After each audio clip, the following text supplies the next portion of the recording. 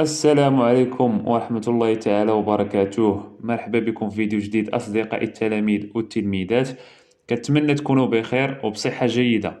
اليوم غادي نشوفوا الخبر الجديد ديال اليوم، توقف الدراسة بالمغرب. غادي نشوفوا الأساتذة اللي غادي يخوضوا الإضراب والأسباب ديال هذا الإضراب. هذا الإضراب اللي غيكون على الصعيد الوطني واللي غادي يقوموا به البعض من الأساتذة.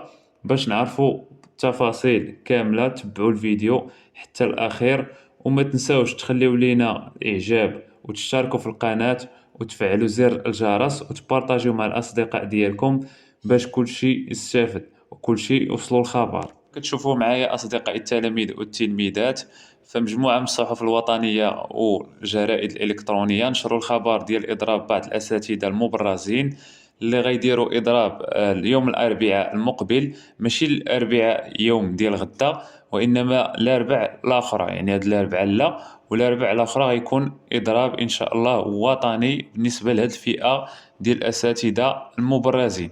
يعني لما كنتيش كتقرا عند الفئة ديال الأساتذة المبرزين ما غاديش يكون إضراب إن شاء الله، وغتقرا عادي. إلا كنت كتقرا عند أستاذ مبرز وكيخوض الإضراب فيوم الأربعاء ما غاديش تقرا عنده.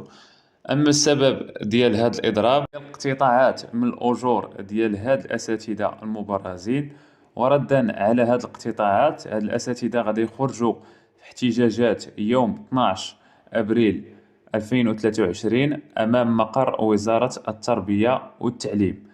كان هذا الخبر ديال اليوم ديال إضراب الأساتذة المبرزين. تلاقاو إن شاء الله مع أخبار جديدة في دي فيديو جداد. ما تنساوش تبارطاجيو مع الأصدقاء ديالكم هذا الفيديو، تخليو لينا إعجاب وتشتركوا في القناة من أجل الدعم والاستمرار إن شاء الله في إنتاج فيديوهات وأخبار جديدة توصلكم في الحين. كان معكم بروف فريد، إلى اللقاء.